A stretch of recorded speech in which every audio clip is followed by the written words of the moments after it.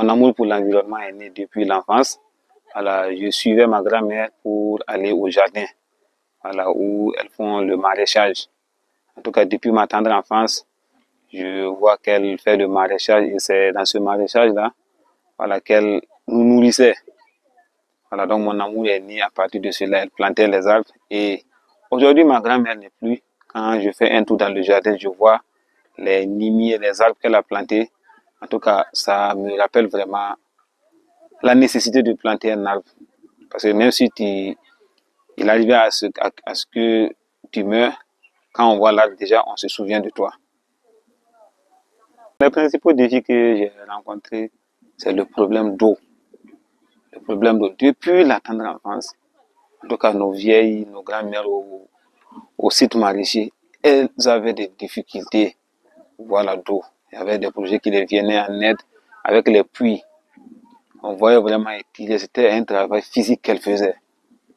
Et une fois avril, le mois d'avril, les arbres, les plantes qu'elles mettent sont obligées de cramer parce qu'il n'y a pas l'eau.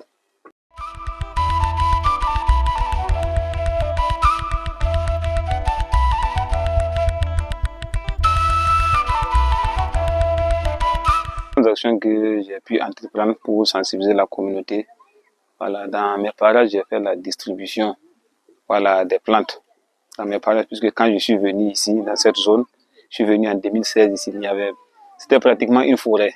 Voilà. Avec les déplacements massifs, on a constaté qu'il y a des gens qui coupaient les arbres. Voilà, si vous voyez la zone, il y a moins d'arbres qu'auparavant.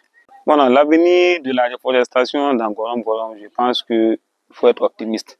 Voilà, avec les nouvelles mesures, voilà, du gouvernement en place, voyons qu'après le terrorisme, après cette insécurité, vraiment quand la sécurité va revenir, le combat que le gouvernement compte mettre en place, c'est le combat environnemental pour en tout cas reverdir nos zones. Voilà, donc on peut vraiment espérer.